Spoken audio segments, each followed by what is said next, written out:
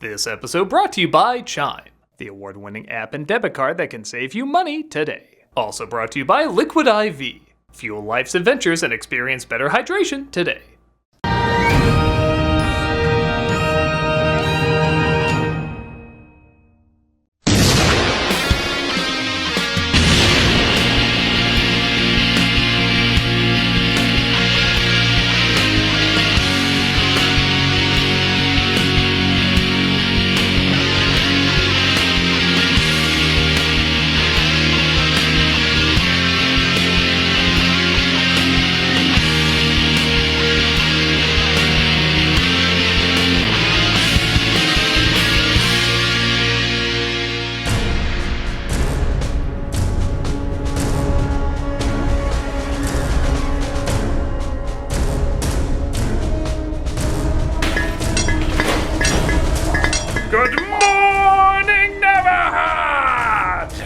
Don't you mean Neverland? Does it sound like something you would recognize? I guess. Then that means you will probably check it out! So which is it? I don't care anymore. Alright. As captain of the SS Hollywood, I, Captain Hackbeard, demand that you dig faster! We'd work better if we knew what we were digging for. Fool! You're a fool. You are in the world of Never Had, a world filled with classic stories that have never had a reboot! Isn't that a good thing, though? Fool! There's other insults than fool. They're all stories everybody enjoys, so you are more likely to see our reimagining of them! And how would you reimagine them? Nothing like the original! So why would we see that? Mind your own business! Sorry, just asking. No, literally, mind your business. Keep digging for more business or I'll kill you. Oh, right. Hey, I found an Alice in Wonderland. No, Burton already destroyed that one. How about Dr. Dolittle? No, that got reimagined twice. What about Hansel and Gretel? Horror films have weirdly been rebooting that a lot. Ooh, how about Peter Pan? There's been sequels, remakes, TV spin-offs, but never a terrible reimagining. Well, not a terrible one anyway. It's perfect! Nice. Can I get a raise? Do I have to? I guess not. Then I'll pass. Keep digging! Sheesh, why doesn't he just come up with his own ideas? Little do they know that the SS Hollywood is plumb out of ideas. I'm withering away with lack of originality. Disney wants live-action versions of the DVD sequels! I'm saved! By the way, none of this has anything to do with the movie Pan.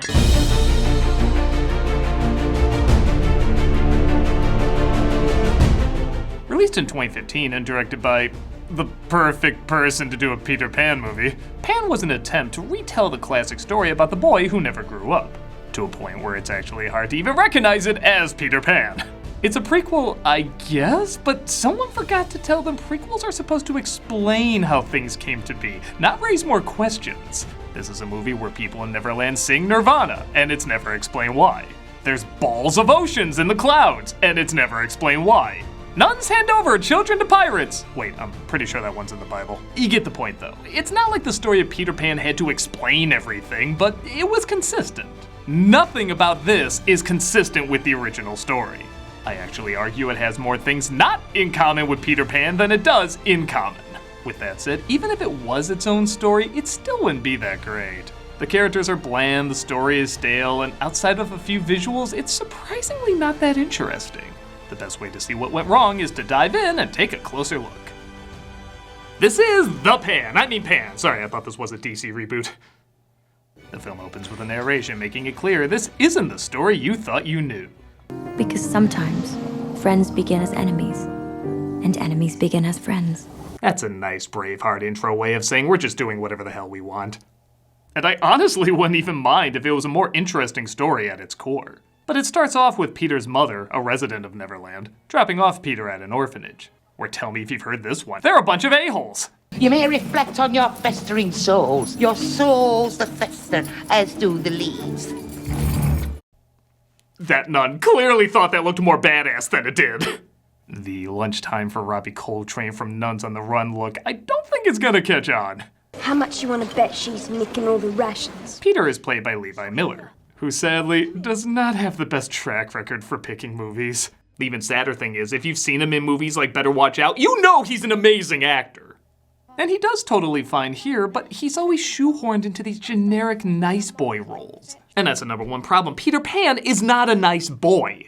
He's a dick, he's a brat, he's a cocky smartass who literally won't grow up. He gets a thrill out of killing people. In the show Once Upon a Time, they actually portray him as a psychopath. There is literally a syndrome named after him. None of that is in this portrayal. He's nice, he likes helping people, and only breaks the rules if it's for the greater good. I wish it was like that! For example, he assumes the nuns are stealing food rations, so they sneak into the storage rooms to see if they can prove it. He plays Got Your Nose with the Virgin Mary, resulting in a kid getting swallowed up by a trapdoor. I'm just gonna do a count of things I didn't think I'd say in a Peter Pan reboot. And they discover a bunch of hidden food, as well as the letter his mother left when he was abandoned. Every little orphan dreams he's special. You're not special, Peter. You're not even special in your own way. May a fantastic assortment of magical circumstances prove me wrong! Later that night, they sneak out to make a fart joke. Cool. Who guffed one? Ibsy. Never. 10-year-old me would have loved a version of Peter Pan with farts in it. Why is this so underwhelming?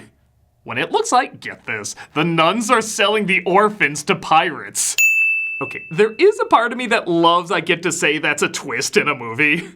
But man, of all the rotten luck, the mother is looking for a place to keep her son safe from pirates, and she drops him off at the one orphanage that literally delivers them like Amazon packages. That's like the mother of Nibbles the mouse dropping him off at a cat cafe. Just what are the chances? Goodbye, Peter! Tell him motherfucker Superior sent ya! Peter is kidnapped aboard a flying pirate ship. Lord knows we haven't seen that set up in a Peter Pan spinoff yet. And London's blondest Air Force are on the job.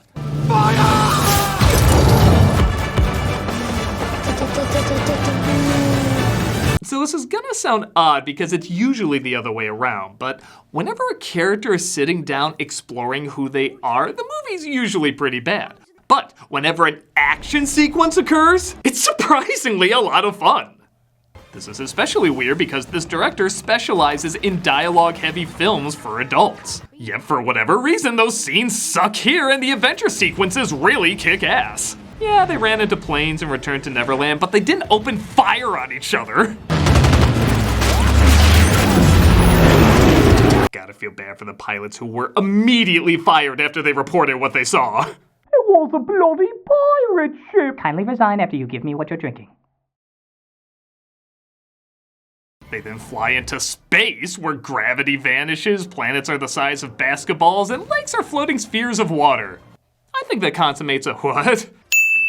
Okay, it looks really neat, I'm not gonna diss it, but the crotch shot on the other hand? Well, now we know why part of him never grew up. I'll also question this next scene where they arrive in Neverland and everyone's singing a familiar tune.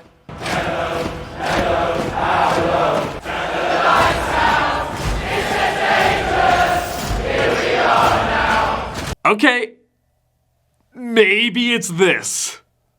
Time is played around a lot in Neverland, so maybe someone brought that song back with them when they briefly visited the 90s. I'll even say in Hook, the idea was every Lost Boy was supposed to be from a different decade, which explains their different clothes. Even Rufio is technically supposed to be from the 80s. But where that's a nice touch, if you really pay attention, this would be like Rufio rickrolling the pirates. You can't just slip that in and expect everyone to follow along. Kneel! I don't kneel to anyone. You will kneel to out of context Nirvana! And I forget just why I taste. We're introduced to Captain Blackbeard, played by Hugh Jackman. And I feel like his performance is similar to when Nicolas Cage said you don't punch a woman in a bear suit without realizing you're in something absurd. Jackman gives the performance a pirate singing Smells Like Teen Spirit on a flying ship flashing a crowd with his Dunkaroos would give. For I have sprung you from life's cruel dungeon, and hereby grant you liberty! Right now, Eddie Redmayne is high as a kite watching this movie and reading the script for Jupiter Ascending going, ah! My laws are so simple you could write them on a pig's ear. In fact, I have. Thank you, Kevin Eubanks. For this, my puppets, is a land of opportunity! It looks like he kidnaps children to dig in the mines of Neverland to find fairy dust. Blackbeard uses the fairy dust to stay younger and presumably make hand sanitizer? No pity. Children, Nirvana, and COVID! Those were our biggest exports to Second Star on the right. I swear, there's exactly 2 seconds where Jackman loses his mind and questions what the hell he's doing. Help yourselves to lots and lots of jolly old fun! Hey, Kittywinks! You saw it, he cracked! We're introduced to Smee, played by Adil Akhtar, who while certainly doesn't look the part, he definitely has the character down. What does he want it for? No one knows, sir. No one's allowed to know. Will you?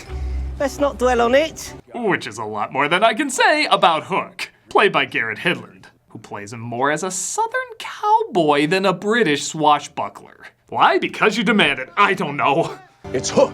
The name's James Hook. I don't care about you. I'm not your friend. Someday, not today, get out. I think Rango is more intimidating than you.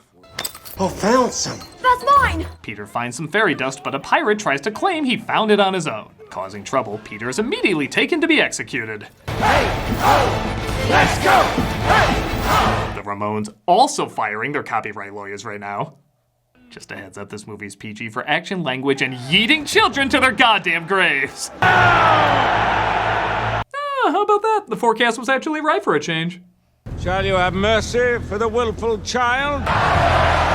Up 1 million down, boats! You have been ratioed! Peter appears to be flying, as understandably, Blackbeard wants to figure out why. Neverland is a dream from which you never awake. Your sleep is so heavy, so deep. What's even harder to understand, though, is why he keeps altering his performance. Sure, we've seen over-the-top acting like this where it goes back and forth between being big and loud and soft and dainty. Even Hoffman's Hook seemed to enjoyably flip-flop like this. But where Hoffman still gave us a consistent character, Jackman seems like two completely different people. Sure me all will be well given the proper time. There is no time when I'm at the rejuvenator! Yes? It's almost like he had 2 different directors each day. Drowning in the soft, black sea. Very good, Jackman. Now see if you can find the subtle humanity buried deep inside his... Oh, my time is up. All right, Jackman, you want to be like... Do that! So, what's the reason Peter can fly and no one else can? The prophecy tells of a boy. Oh, come on. Yeah, it's a chosen one prophecy story. Not that these can't work, but it doesn't look like anything new is added to it, and it's already from a classic story. Why are you trying to combine tropes that don't go together? It'd be like teaching the boy who cried wolf, but the Lorax pops out to tell you about trees. You're fine in the lane you're in. Have you come to kill me, Peter? So Blackbeard knows that Peter is the one who's going to defeat him. Better kill the little lock him up, I guess. And of course his cellmate is, who else?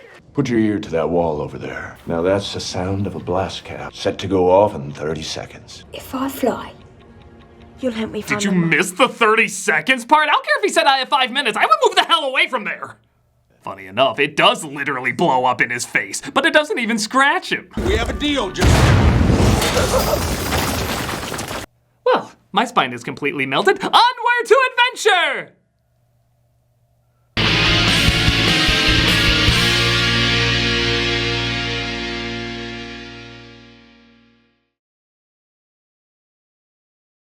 Hi, I was sick last week, so I haven't had time to put that much creativity into the sponsorship. I didn't even have time to put the proper voice to what I'm saying. Look at that, the lip movements don't match at all. What am I pointing at? I'm not putting in graphics there. Anyway, let me tell you about Chime. Kick off 2022 with a better checking account with no monthly fees. That's right, Chime, an award-winning app and debit card, has no overdraft fees, foreign transaction fees, monthly fees, or service fees. You can trust me, I'm bald. With over 60,000 fee-free in-network ATMs at many locations like most Walgreens, 7-Eleven, and CVS, you can access your money when you need it, where you need it. You can also send money to anyone, even if they aren't on Chime. Fee-free for you and no cash-out fees for them. Look at him go. He thought so hard about this sponsorship. What can I say? I was sick. Sick, I tell ya. That joke went nowhere, but you know what will take you somewhere? Chime. Chime, I tell ya. Make your first good decision of the new year and join over 10 million people using Chime. Sign up takes only 2 minutes and doesn't affect your credit score. Get started at chime.com/nostalgia. That's chime.com/nostalgia. Oh man, there's this huge paragraph of stuff I have to read now. I'm gonna use the chipmunk voice so it doesn't use up too much of your time. And it'll sound a little funny because, you know, sped up voices and stuff. I don't know, here it is. Banking services provided by and debit card issued by the Bancorp Bank or Stripe Bank. NA members FDIC. Get fee-free transactions at any MoneyPass ATM in a 7-Eleven location and at any Allpoint or Visa Plus Alliance ATM. Otherwise, out-of-network ATM withdrawal fees may apply. Sometimes pay anyone instant transfers can be delayed. Recipient must use a valid debit card or be a Chime member to claim funds. Wow, that was bursting with imagination. And here's a transition just as imaginative. Liquid IV.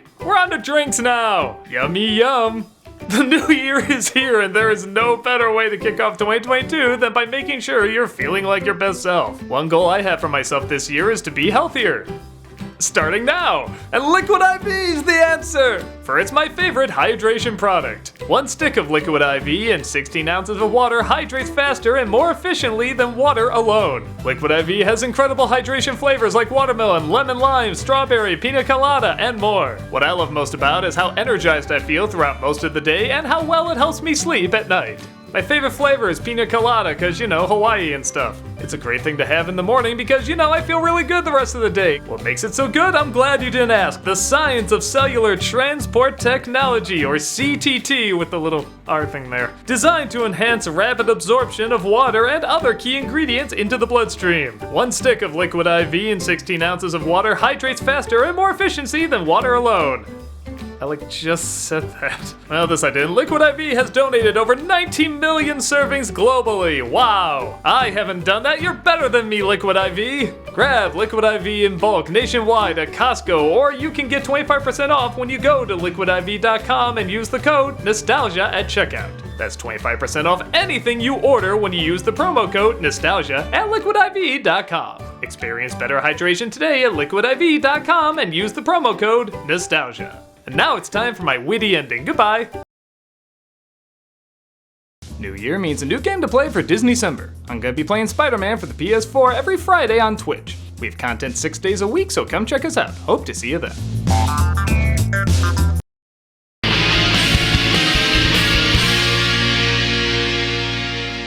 While trying to help Peter escape, Hook naturally gets the help of Smee. To match the inconsistency of the film, the visual style goes back and forth between being amazing and underwhelming. Sometimes it's awe-inspiring and amazingly colorful. Other times it's pretty bland to look at. But I will say, it is always a giant-looking production. If it's gonna look colorful, it's gonna look massively colorful. And if it's gonna look bland, it's gonna look massively bland. Massive, if you will. Where again, the action is really inspired, the dialogue is anything but. They actually use this line. Do you know how to work a ship? How hard could it be? They managed to steal a ship and escape, but there's some debate about where they're going. We're getting the heck off this island! They said we find my mother. Well, I'm going back to Kentucky. Blackbeard is told about losing Peter, and you ever wonder where the term Lost Boy came from? No, well, it's gonna suck anyway. The stolen ship went down in the Neverwood. So the boy is lost? Yes, he is a lost boy. So that's it? What, we some kind of lost boys? The ship crashes, and while trying to figure out where to go, Hook sees if he can break his neck, stretching it out like a southern spittin' peacock. They haven't got a ship, and I don't plan to. They think you're their messiah. Sorry if I did something wrong! Those crocs can jump. That you're here to liberate them. So help me do that. He's acting more like Jack Palance limboing backwards than anything like Captain Hook. Oof, what a fake-looking feather. Well, we've seen the worst effect in the movie. Oh, I'm sorry, are the makers of Food Fight handling Sesame Street now? Holy shit, is that bad? I know you're not a living thing movie with like a consciousness or anything, but I'm still embarrassed for you. When Labyrinth's Fragglesauruses are laughing at you, you know you got a problem. Yep, don't think it can get any worse than, oh, this is Tiger Lily. We come in peace. You're really not helping. Okay, before you go, completely Jackie Chan meme. I should point out this is both better and worse than you may think. After they're taken to the Ewok village, we discover that the natives in this version aren't Native American. They're kinda everything. Black, white, Asian, Indian. Hopefully some Native Americans in there, though I don't remember any getting a speaking role. And yeah, I'm sure a part of them just wanted to avoid the controversy that this story has gotten over the years with various portrayals. But doing it this way is kind of like replacing the black people in Song of the South with every other ethnicity, and the black people never get a line. Through trying to overcorrect, you probably made it worse. You must be patient. Tiger Lily's father, who if that's her father, what basic pumpkin spice latte is her mother, sentenced them to be killed by their greatest warrior. Oh my god, this is the funnest death ever! Whee!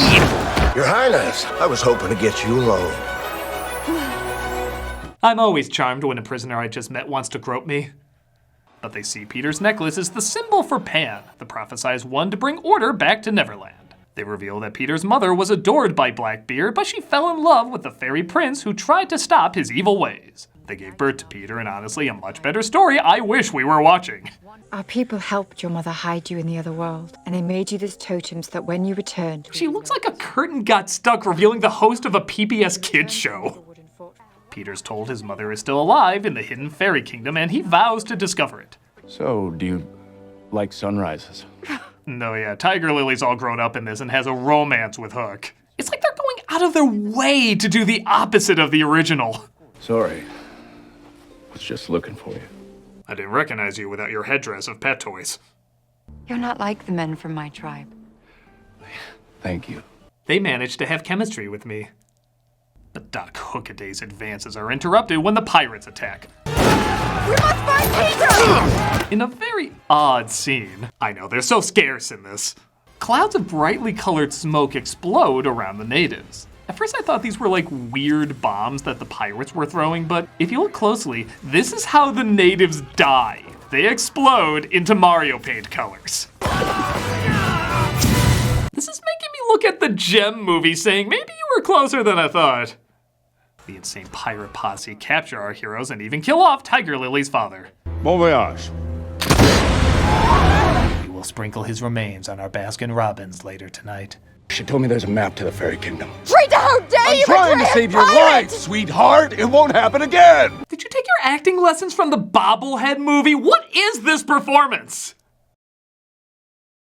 And because we know you really wanted more of those amazing Neverbird effects. And tell Avenue Q not to dabble in computers! Blackbeard corners Peter in a tent, and for the deadliest pirate, he sure does suck at killing a 10-year-old every time he has a chance. You'll never find your mother. Do you know why? Because I killed her. It took me 10 times through 10 separate monologues, but I got around to it eventually. Hook saves him, though, and they escape with Tiger Lily, who believes Peter is truly the chosen one. Whoever it is you think I am, whatever it is you expect me to be, I'm not. That really should have been more obvious on the poster. Peter's attacked by the crocodile. Hey, I remember the crocodile, this is good! But the mermaids arrive to save him from...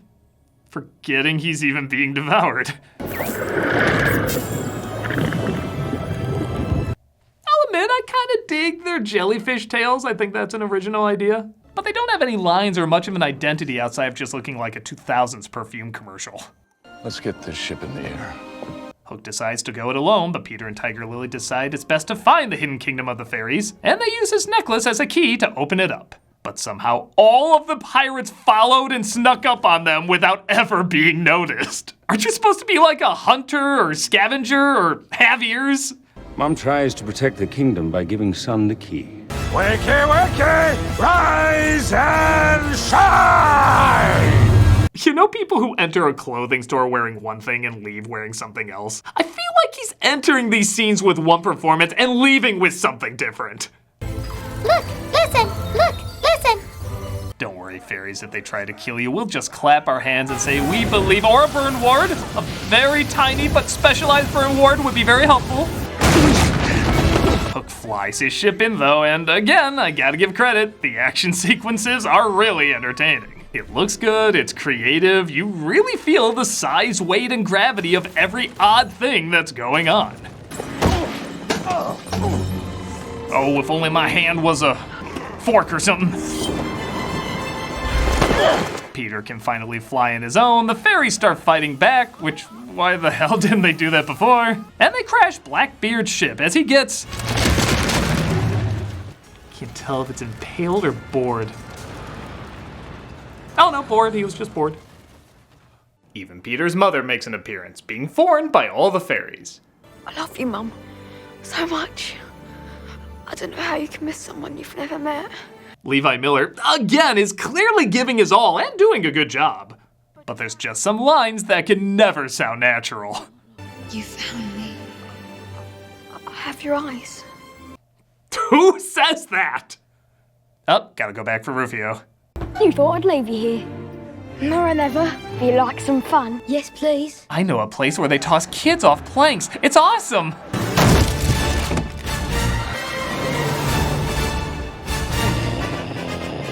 Now all I have is Jesus. Oh, whoops, did we forget to make two of the most famous rivals? We'll always be friends, Hook, won't we? Always. What could possibly go wrong? Any similarities to Peter Pan are purely coincidental. And that was Pan. It's ambitious.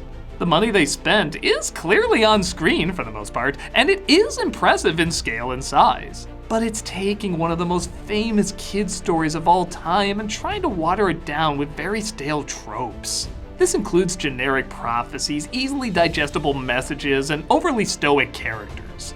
Watching this made me realize that the strengths of other versions is the characters' relationships off each other.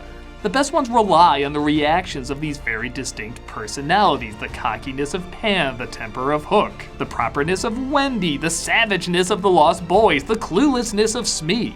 We like seeing this story even though we've heard it to death because it's fun to see the variations of reactions from these likable characters. These characters have very little personality, and what they do have isn't given enjoyable support. This is a very dull and standard story with moments of the extraordinary dropped in, and it's sadly not enough to make it very interesting. I feel bad because you can tell there was passion behind this. I just don't think they knew how to iron out the details. Whatever version of Peter Pan is most people's favorite, chances are this is one that's not gonna have many people thinking happy thoughts. But that doesn't mean we shouldn't keep mining. More! We must find more unoriginal ideas to make profits! I'm pretty sure this is anti-union. Oh, quit your bitching! Why can't you be in better spirits like those two? The chart says there's still money to be made! This is the best engagement party ever. Help yourselves to lots and lots of jolly old fun! Hey, Doug Walker here doing the charity shout out, and the charity this week was another recommendation. Thank you so much. This is called the Red Barn Academy. This is a therapeutic community for substance abusers and behavioral change. A therapeutic community is based on the concept of mutual self-help. Their motto is each one teach one. Everyone in their community, everyone in their community has gifts and knowledge to share. We can share and improve together is another big part of what they do there. This is a highly structured organization run by staff and current students. Their community assists students in changing their negative attitudes and behaviors by promoting personal development through a variety of programs. Key elements of the programs include vocational training, education, communication, peer groups, leadership training, job readiness, and continuing care services. They learn, sorry, I was sick before. I'm just trying to get back to the swing of things, but this is a good charity, damn, it's a good charity. They